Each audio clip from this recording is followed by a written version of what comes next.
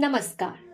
अथ माघ मास कथा 10वां अध्याय आरंभ। विकुंडल ने कहा, हे विष्णुदूत, आपने मुझे धर्म अधर्म और पुण्य पाप के बारे में जो बताया उससे मुझे अनंत लाभ प्राप्त हुआ।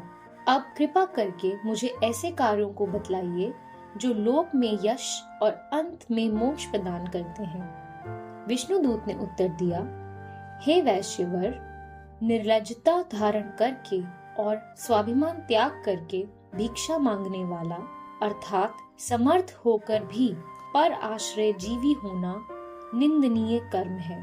अतएव सद्गति कामियों को अपने उद्यम तथा पुरुषार्थ का आश्रय लेकर जीविका उपार्जन कर जीवन यापन करना चाहिए। इसमें भी अधर्म और अन्याय से बचे रहना चाहिए। पुरुषार्थ से अर्जित वृत्ति पर अपना जीवन यापन करने वालों के दोनों लोक सुधर जाते हैं तथा उसे सद्गति मिलती है। ब्रह्म मुहूर्त में शय्या त्याग कर और नित्य कर्मों से निवृत्त होकर तथा स्नान आदि करके भगवत भजन करने के बाद अपने जीविका उपार्जन कर्म से प्रवृत्त होना चाहिए। ऐसा करने वाले सब सुखों को प्राप्त करते हैं। शास्त्रकारों ने प्रातः काल ब्रह्म मुहूर्त में शय्या त्याग करने का कड़ा आग्रह किया है। सुखी और धार्मिक जीवन जीने के लिए मनुष्य को सूर्योदय के पूर्व ही नित्य कर्मों से निवृत्त होकर स्नान और वस्त्र परिवर्जन करके ईश्वर की आराधना करनी चाहिए। मनुष्य का जीवन तन और मन के संयोग पर भौतिक रूप से गतिशील है। प्रातः काल के स्नान से मनुष्य का तन और मन दोनों स्वच्छ, निर्मल और स्वस्थ रहते हैं। जो मनुष्य बिना स्नान किए और ईश्वर का ध्यान किए खाने पीने में जुट जाते हैं, वे क्रिया भ्रष्ट जीवन जीते हैं।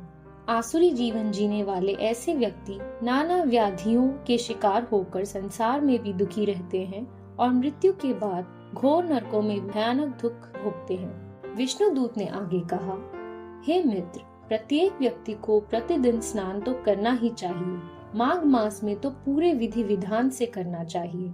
जो मनुष्य माघ स्नान कर स्वर्ण, वस्त्र, मिष्ठान, तिल, गुड़ इत्यादि दान करते हैं, वे समस्त सांसारिक सुख भोग कर शरीर त्याग के पश्चात विष्णु लोक को प्राप्त करते हैं। इसके विपरीत ऐसे व्यक्ति जो माघ स्नान के पश्चात कोई दान नहीं करते हैं, वे इस लोक में सुखों और यश से वंचित रहते हैं और परलोक में भी दुखी रहते हैं। उन्हें मृत्यु के बाद भी सद्गति प्राप्त नहीं होती। यद्यपि वे नरक में नहीं जाते, परंतु उनका पुनर्जन्म किसी दरिद्र परिवार में होता है और वे जीवन भर दुखी बने रहते हैं। अतएव माघ स्नान करने वाले मनुष्य को चाहिए कि स्नान के पश्चात यथाशक्ति दान अवश्य करे। सुख के अन्य साधन बतलाते हुए विष्णुदूत ने कहा, हे विकुंडल, जो मनुष्य धर्म में आस्था रखते हुए सत्य और मृदु वचन बोलते हैं, क्षमा, दया और अहिंसा का पालन करते हैं, क्रोध से दूर रहते हैं तथा गुरुजनों का आदर करते हैं, ऐसे व्यक्ति सदा सुखी रहते हैं। इसी प्रकार जो इनके विपरीत आचरण करते हैं, वे सदा दुखी रहते हैं। हिंसा, चोरी और पर स्त्री गमन करने वाले भी सदा दुखी रहते हैं और अंत में नरक को प्राप्त होते हैं। तीर्थ स्थान पर किए गए पाप कई गुना अधिक भयानक फलदायी होते हैं और इनसे घोर नरक प्राप्त होता है। अतः मनुष्य को तीर्थ स्थानों में पाप करने से प्रयास पूर्वक बचना चाहिए। प्रातः काल के स्नान में गंगा जी का स्मरण अवश्य करना चाहिए और हर हर गंगे उच्चारण करना चाहिए। गंगा जी का नाम और ध्यान मात्र ही अनेक पापों का शमन कर देता है, जबकि गंगा जी में श्रद्धा पूर्वक किया गया स्नान तो अनिवार्य रूप से मोक्ष प्रदायक है ही। देवदूत ने पर स्त्री गमन को महापाप बतलाते हुए कहा, हे मित्र, दूसरों की माताओं और बहनों को सदैव अपनी माता बहन के समान समझना चाहिए। जो मनुष्य संसार की सभी स्त्रियों के प्रति माता, भगिनी तथा पुत्री भाव रखते हैं, वे यम यातना से मुक्त रहते हैं। इसी प्रकार माता पिता तथा गुरुजनों की सेवा करने वाले भी दोनों लोकों में सुख प्राप्त करते हैं। जो स्त्रियां अपने शील और धर्म का पालन करती हैं, वे भी दोनों लोकों में सुख प्राप्त करती हैं। स्त्रियों को चाहिए कि वे पर पुरुष को पिता अथवा भाई के भाव से देखें, उसके प्रति मन में पाप विचार न लाएं। सास, ससुर, पति एवं अन्य परिवारजनों की सेवा करें।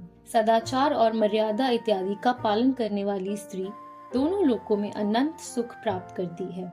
नैमिषारण्य तीर्थ में 60,000 ऋषि मुनियों को विष्णु दूत और विकुंडल का यह संवाद सुनने के पश्चात सूत जी ने कहा, हे ऋषियों, जो मनुष्य श्रद्धा और भक्ति पूर्वक इस अध्याय का स्वयं पाठ करे, दूसरे को सुनाएंगे अथवा स्वयं किसी से सुनेंगे, वे समस्त सांसारिक सुख भोग कर अंत में विष्णु लोक को प्राप्त करेंगे।